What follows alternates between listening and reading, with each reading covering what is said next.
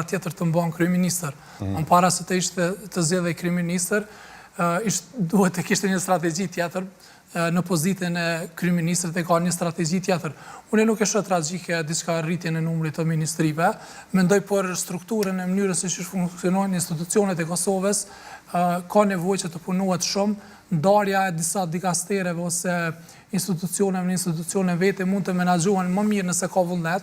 Nuk e shoh tragjike as rritjen e numrit të zëvendës ministrave, për shkak që Kosova ka nevojë vërtet për reforma strukturore, ka nevojë për ndryshimet të mëdha, jo ndryshime inkrementale, për shkak që ekonomia më adopt në Ballkan, jemi shteti më mbrapa në të gjithë Evropën dhe këtë prej neve kërkon reforma rrjedhësore ose që njëhet ai si një lloj zhvendosi të paradigmës ose paradigma shëvqiniet. Për këtë arsye mendoj që është e arsyeshme që të kemi ministri më shumë, po dhe kabinete e ministrash më shumë. Mirë po jo për shkak për të plotësuar nevojat e këtyre njerëzve, për t'i rahatuar, mirë po për të punuar më shumë, për të pasur një kapacitet vendimmarrëse më të madh. Nuk mund ta them me siguri nëse ka qenë vetëm për të rahatuar njerëzit, po shpresoj që ka qenë menduar më shumë, po nuk është e përjashtuar kjo. Unë sigurisht e përmend edhe marrët profesorit çështën e Finlandës, janë shtete të konsoliduar, janë shtete që kanë ndërtuar një hierarki shumë të fortë, e cila funksionon, është proceset të cilat funksionojnë. Mos harrojmë, kryeministra e kaluar e Finlandës kishte shkuar në një parti me disa këngëtarë, disa VIP të Finlandës, dhe kritika ndaj saj ishin që nëse kishte sulmuar Rusia, si do të reagojë ti? Përgjigjja e saj ishte shumë e thjeshtë. Ne në Finland kemi institucione dhe secili din se çfarë duhet të marrë. Edhe nëse kryeministri nuk është në një parti për momentin dhe ndodh të sulmohet Finlanda, atëherë është generali i ushtrisë në Ministria e Mbrojtjes. Ka sisteme të cilat funksionojnë. Në Kosovë për një kohë arsitohen, mirë po kjo nuk duhet të vazhdojnë përgjithmonë. Ne duhet të shkojmë dhe të kemi një plan më afatgjatë që të institucionet e Kosovës të strukturohen dhe të punojnë në mënyrë operacionale shumë efektive. Kush nga këta ministrat pëlqej, për themi, ta shtrojmë pyetjen pak më ndryshe. Për themi, kemi zëvendës kryeministrin e parë, zotin Glauko Njufta, i cili është edhe ministri i ri punëve të jashtme e diasporës. Do të thënë, fillimisht, është një prej figurave që kam pas kanë gjithë konsenzusi. Kam pas 3 student nga qeveria aktuale. Kush kanë qenë student? Me siguri jeni nderuar. Po, jam patyshim i nderuar. Zoti Hoti, zoti Çeku, edhe zoti Muja kanë qenë student. Çeku dhe Muja kanë qenë gjenerat e parë e shkencave politike në 2001-2004. Zoti Hoti ka qenë, kam dhënë mësim në një universitet tjetër. Ishin student mirë ta? Po, pa diskutim, po. Unë kam dhënë në psikologi sociale dhe domethënë student inteligjent, edhe siç edhe janë në jetën publike.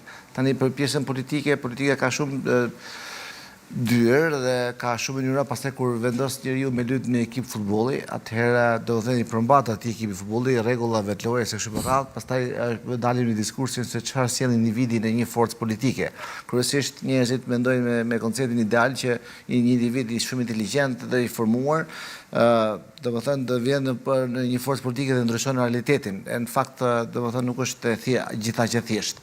Po secili ka rolin e vet, kështu që kam kënaqësinë që po ashtu i shoh që janë zhvilluar në karrierë pa pikë diskutimi. A mendon që kjo ekip e para do të thënë me një shikim të shpejtë edhe kur i dëgjova mbrëmë do të thënë me ministrave, disa parime kryesore mbi të cilat nëse i kam dalluar qartë, sigurisht modestisht, se çfarë ka përdorur Kurti si kritere për të zgjedhur ministrin e tij. Një, e para, qeveria është kaq e madhe, dhe ai ka marrë rrezikun që ka hëngër fjalët e veta, kur ka folur për qeveri të vogël, ka bërë qeveri të madhe, ai do të rehatojë njerëz. Një, që është një gjë që njerëzit kanë punuar pushtet. Kanë punuar pushtet, pse mos më na dhënë, kur edhe ai në këtë pikpamje ka qenë gjeneroz, ka qenë bujar. Po e dyta, që mund të jetë auditi kryeministrit, ai do të provojë njerëz në qeverisje, të cilët janë më suksesshëm. Dhe kjo është natyrshme.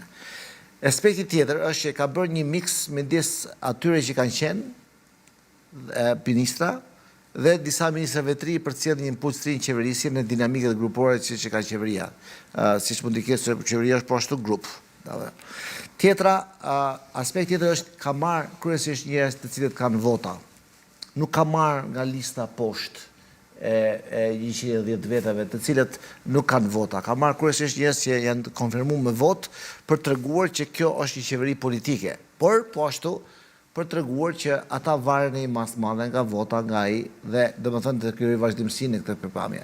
Dhe e fundit fare ka të bëjë me ata që ka domethënë të besuarit e vet që janë qartë që kush janë këtu në këtë panoramë. Zoti Sveshla është i besuar i zotit Kurti dhe në rastin e Finlandës që mori si shembull zoti Kaçiu, nëse zoti Kurti për shembull është në Norvegji, në vizit, atëherë i besuar i tij në këtë rast do të merrem me këtë punë, do të ishte zoti Sveshla pa më vjen.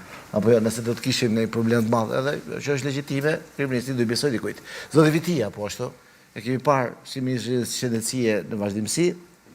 Zoti Konjufca pa pikë dyshimi, domethënë e tham edhe më herët, domethënë për politikën e jashtme. Zoja Gërvalla? Nuk jam i sigurt me zotin Gërvalla, me zotin Gërvalla besoj që është një marrëveshje koalicioni dhe domethënë është në rregull, po nuk besoj që është në rrethit më të besuar të zotit Kurti.